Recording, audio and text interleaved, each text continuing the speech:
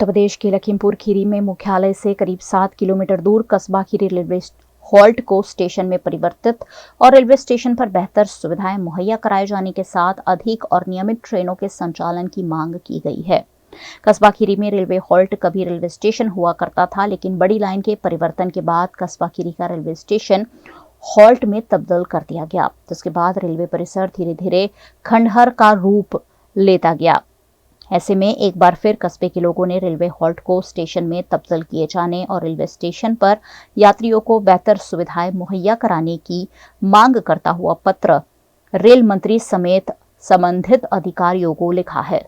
मैं इस वक्त खीरी टाउन के रेलवे स्टेशन के ऊपर मौजूद हूँ और ये किसी ज़माने में रेलवे स्टेशन हुआ करता था। मौजूदा वक्त में ये एक हाल्ट है और यहाँ पर जो भी रोज़ाना चलने वाले यात्री लोग हैं उन लोगों को बहुत ज़्यादा परेशानियाँ हैं।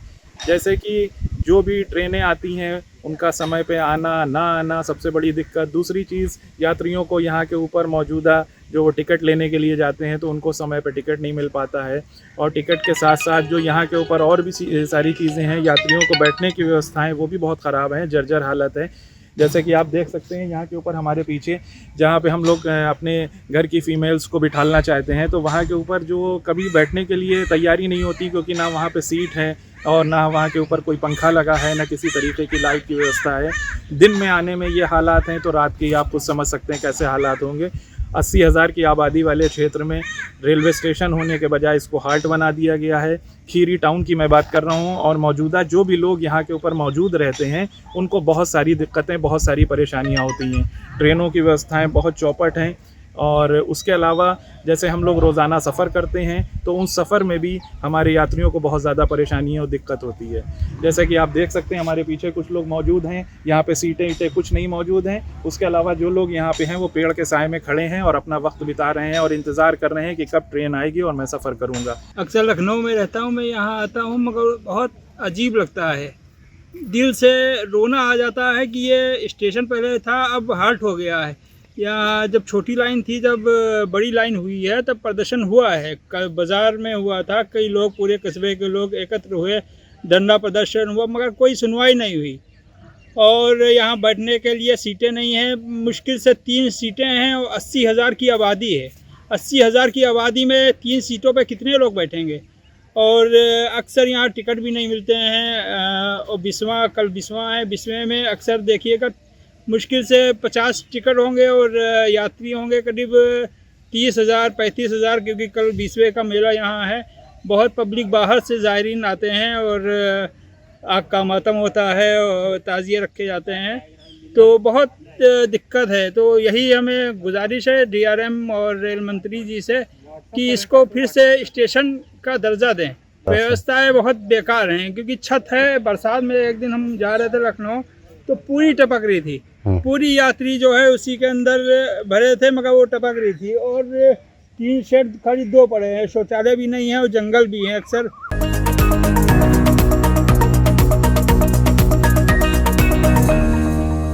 गुजरात के वडोदरा की विश्व प्रसिद्ध MS यूनिवर्सिटी में कला और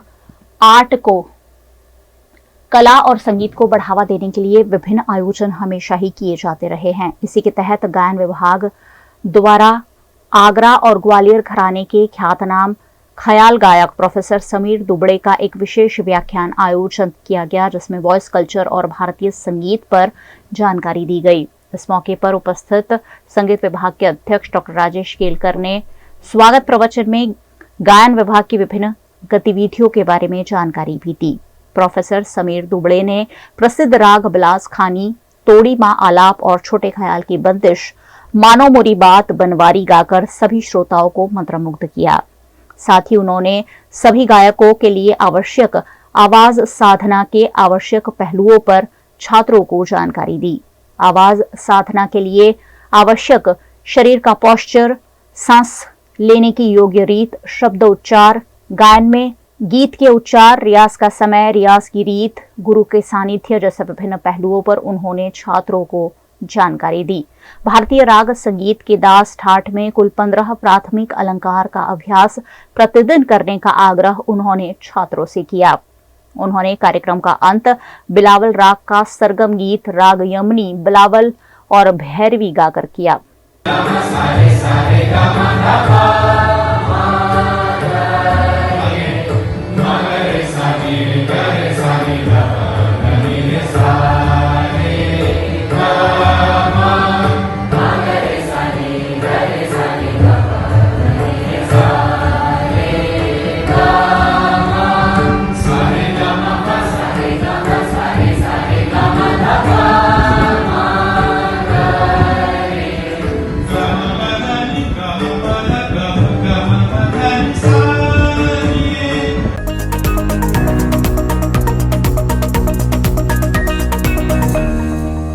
गुजरात के अमरेली में पिछले 15 दिनों से नगरपालिका के सफाई कर्मचारी परिसर में ही धरना दे रहे हैं, लेकिन उनकी लंबित मांगों पर कोई सुनवाई नहीं होने से सफाई कर्मचारियों ने विधायक के कार्यालय का घेराव किया।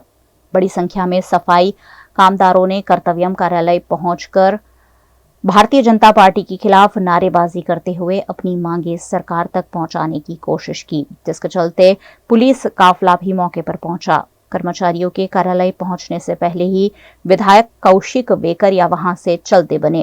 कर्मचारियों से मुलाकात नहीं करने पर कर्मचारियों में नाराजगी देखने मिली। हाल में 14 दिवसથી અમરેલી નગરપાલિકા સામે કોન્ટ્રાક્ટ પ્રથાના વિરોધમાં આંદોલન ચાલી રહ્યું હોય ત્યારે અમારા 300થી વધારે કર્મચારીઓ ત્યાં આંદોલન ધરણા પ્રદર્શન કરી રહ્યા હોય ત્યારે આજરોજ અમરેલીના ધારાસભ્ય શ્રી કૌશિકભાઈ વેકરિયાની કાર્યાલય ખાતે અમે રજૂઆત કરવા ગયા હતા 300 કામદારોને લઈને, બહેનોને લઈને। ત્યારે આ સરકારમાં નારી સશક્તિકરણની વાતો કરે છે પણ માત્ર ને માત્ર જે બહેનો છે એને ન્યાય અપાવવાની જરીકે આ સરકારમાં કોઈ બાબતની રહેમ દ્રષ્ટિ ન હોય તેવું લાગી રહ્યું છે।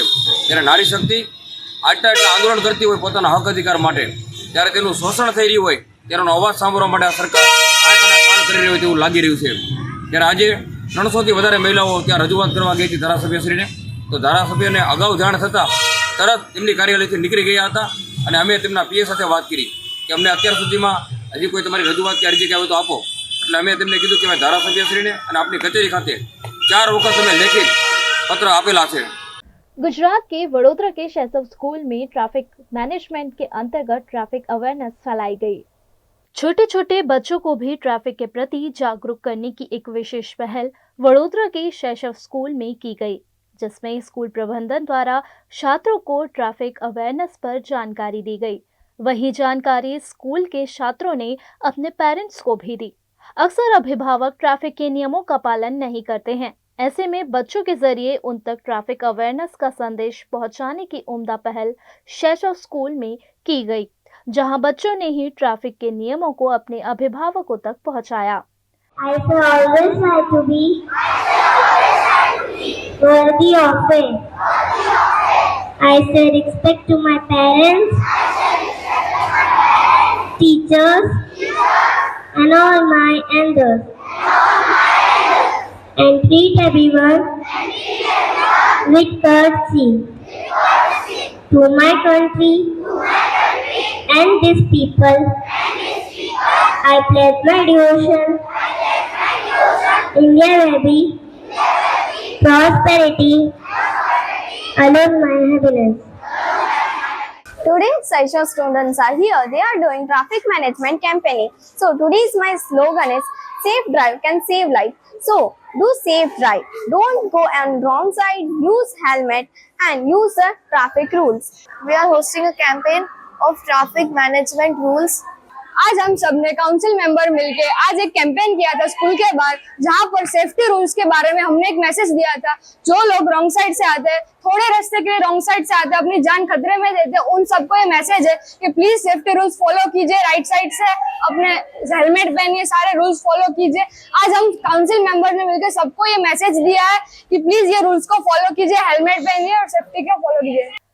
यह आयोजन शैसव स्कूल के काउंसलिंग सदस्यों द्वारा किया गया, जिसके जरिए छात्रों को यातायात के प्रति जागरूक किया गया।